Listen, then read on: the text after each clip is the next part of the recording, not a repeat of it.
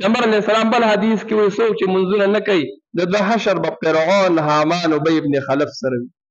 انسان سوچ وکړي چې زه مونځ نه کوم او په ورځ د قیامت د فرعون سره خوا کې ولاړ یم، دا به کوم حال وي. نن موږ تاسو سوچ وکړو، نوجوانان دې په دې سوچ وکړي، مشران دې په دې سوچ وکړي، زنانه دې په دې سوچ وکړي چې یو مونځ نه، دوه مونځ نه، څو مونځ موږ چې دله خطا کوو، قضا کوو. شواره اوس تېر شي شپه، او نن کې په دې جمعې په شپه کې یو نوجوان یو مشر د سهار مونځ نه نشي پاڅېدی. زه حیران شم چې ولې وجه څه ده؟ دا خو دومره اوږدې شپې دي چې په دې کې انسان په میاشته تنګ شي، او بیا هم مساجد سوي خالي وي، 2 صفه جوړ شي، 3 صفه جوړ شي. دا چېرته لاړل؟ د رسول الله ارشاداتو ته وګورو. پیغمبر علیه السلام د وفات په وخت کې بیا وایي ای علي وره د مونځ خیال وساتئ. نو که زمونږ اخلاصې وو نو په دې مونځ به وګورئ، دا یاد ساتئ. کوشش به دا کوو چې ګورئ د مونځ خیال به ساتو. او بیا ورسره بله خبره اډ کومه، مونځ مونږ کوو چې کوم ملګري مونځ کوي نو بیا د مونځ ډانچه زده کړو، په څنګه طریقې وکړو، په کومه طریقې وکړو. داسې مونځ وکړو چې دا مونځ خو الله ته د پیش کېدو یي که نه، داسې مونځ وکړو چې دا مونځ د الله مونږ له قبول او منظور کړي که نه، او داسې مونځ وکړو چې دا مونځ د الله په دربار کې زما دپاره ستا لپاره دعا وغواړي چې الله د دې کس هم داسې حفاظت وکړي څنګه چې زما حفاظت وکړو.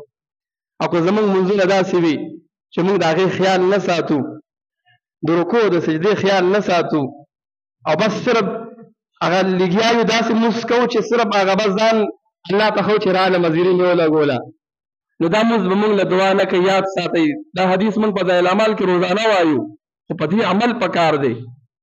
دا حدیث به مونږ له دعا نه کوي، بلکې دا مونځ به مونږ ته خیرې کوي. یو خو هغه دې سره کوي نه خو هم ګیر دی، خو چې دا کمې کوي او سمې نه کوي نو دا مونځ به مونږ ته خیرې کوي. کوشش به کوو. یاد ساتئ الان کې ما څو پیرې بار بار یو کس ته پردن ما ویلي دي کاکا خیر دی په دې رکوع سجده کې لږ پونته کې تلوار مه کوه. رکوع سجده کې نور مونځ به زمونږ صحیح وي، الفاظ به خیر د زمونږ صحیح وي، خو مونږ وینو داسې مسجد کې چې رکوع باندې مونږ اړو درېږو نه، په دې کې اړو مونږ بریک نه اخلو. الان کې رکوع چې دې وکړله او دې پسې قومه چې ورته وایي چې ته نیغ ودرېږه چې ستا کپړې برابر شي، بیا سجدې له ځه، کم از کم چې ډېر نه ودرېږې نو ربنا لک الحمد په ولاړه ویل پکار دي. او شته دلته مشران هغه حدیث د رسول الله دی 50 کاله به مونځ کړی او یو به قبول شوي نه وي. وجه به دا وي چې د مونځ ډانچه به ټیک نه وه، الفاظ به ټیک نه وو. نو هر کس د نن نه دا عزم وکړو، د نن نه دا عزم وکړو چې د مونځ ډانچه به ټیک کومه.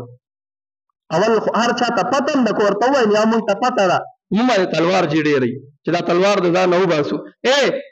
که مونږ قومه ونه کړو، مثال د مازدیګر به 4 رکعاته والو، 4 رکعاتو کې اخو امام سره کوو، د امام نه خو مخکې کېدی شو نه، چونکې دا زموږ مجبوري ده. خو که ځان له ماسپښین لمونځ شه 4 رکعاته اول ځان لوي، بیا 2 ورپسې سنت ځان لوي. که مونږ ډېره زیاته تلوار وکړو نو کېدی شي په دې قومه باندې ټوټل 2 منټه لګي. څومره لګي؟ 2 منټه پرې لګي. دا 2 منټه موږ خیر ځان لږ فارغه کړو، لږ مونځ په مزه باندې کوو چې رکوع وکړو، د رکوع نه پس سم ودرېږو، کپړې برابر شي، ربنا لک الحمد مو په ولاړه ووایي، د هغې نه پس الله اکبر وایو. دوام په دې چې په دې ما مشران لیدلي دي، ځکه دا زما حق جوړېږي چې تاسو ته ووامه.